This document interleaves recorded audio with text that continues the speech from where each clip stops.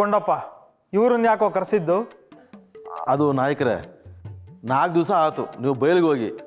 ನಿಮ್ಮ ಕಷ್ಟ ನೋಡ್ಲಾರ್ದೆ ನಿಮಗೆ ಜಲ್ದಿ ಔಷಧಿ ಮಾಡಿಕೊಟ್ರೆ ನಿಮಗೆ ಒಳ್ಳೇದು ಅಂತ ನಾನೇ ಬಂದೆ. ಹಂಗಂದ್ರ ಶೌಚದ ಪಾತ್ರೆ ಸಿಲಿಲ್ನೆಲ್ಲ ಕೊಂಡ?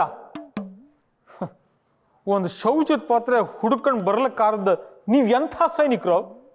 ಕೂಳಿಗೆ ದಂಡ. ಹೋಗೆಲ್ಲರ ಹಾಳು ಬಾವಿ ನೋಡ್ಕೊಂಡು ಬೀಳಿ.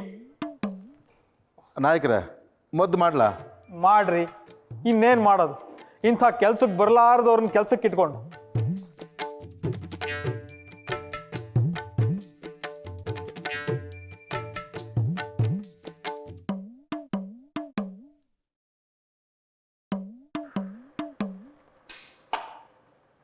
ಏನರ ಬಂದದ್ದು?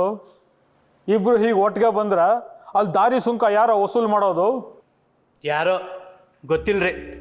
ಏನೋ ಹಂಗಂದ್ರೆ ಏನು ಬೊಗಳ್ತಾ ಇದೀಯಾ? ನಾವು ನಿಮ್ಮ ಕೆಲಸ ಬಿಟ್ಟಿವ್ರಿ, ಇನ್ಮೇಲೆ ನಿಮ್ಮ ಹತ್ರ ಕೆಲ್ಸಕ್ಕೆ ಬರಲ್ಲ.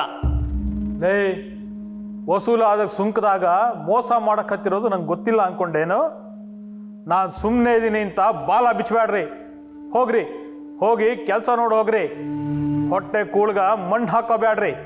ಇನ್ಮೇಲೆ ನಮ್ಮ ಸೀಮ್ಯಾಗ ಯಾವ ರೈತರು ಹೊಟ್ಟಿ ಚಿಂತೆ ಮಾಡಲ್ಲ ಬಿಡ್ರಿ. ಅಂದ್ರ ಏನು ದೇವ್ರು ಬಂದು ತುಂಬಿಸ್ತಾನೆ ನಿಮ್ಮ ಹೊಟ್ಟಿನ? ಹೌದ್ರಿ, ನಮ್ಮಂಥ ರೈತರಿಗೆ ಬಡವರಿಗೆ ದೇವ್ರಂತ ಕರುಣಿ ತೋರ್ಸೋ ಮಂಡ್ರಪ್ಪ ಇದಾರಲ್ಲ, ಅವ್ರು ತೀರಿಸ್ತಾರ ನಮ್ಮ ಸಾಲನ. ಏನ್ಲೇ ನೀವು ಮಾತಾಡೋದು? ನಾವು ಮನ್ರಪ್ಪನ ಹತ್ರ ಹೋಗಿ ಒಂದಿಡೀ ಭೂಮಿ ಕೇಳ್ತೀವಿ. ಅವರು ರೈತರಿಗೆ ಯಾವತ್ತೂ ಇಲ್ಲ ಅನ್ನಲ್ಲ ಅನ್ನೋದು ನಮಗೆ ಗೊತ್ತೈತಿ. ಅವನೇನು ಅವನು ದುಡ್ದಿದ್ದಲ್ಲಿ ಕೊಡಕತ್ತಾನ? ನಮ್ಮ ಹತ್ರ ಕಸ್ಕೊಂಡಿದ್ದಲ್ಲಿ ಕೊಡಕತ್ತಾನ? ನಮ್ದನ್ನ ನೀವು ಕಿತ್ಕೊಂಡ್ರಿ, ಈಗ ಅವರು ನಿಮ್ಮ ಹತ್ರ ಇರೋದನ್ನ ಕಸ್ಕೊಂಡು ನಮಗೆ ಕೊಡ್ತಾರ.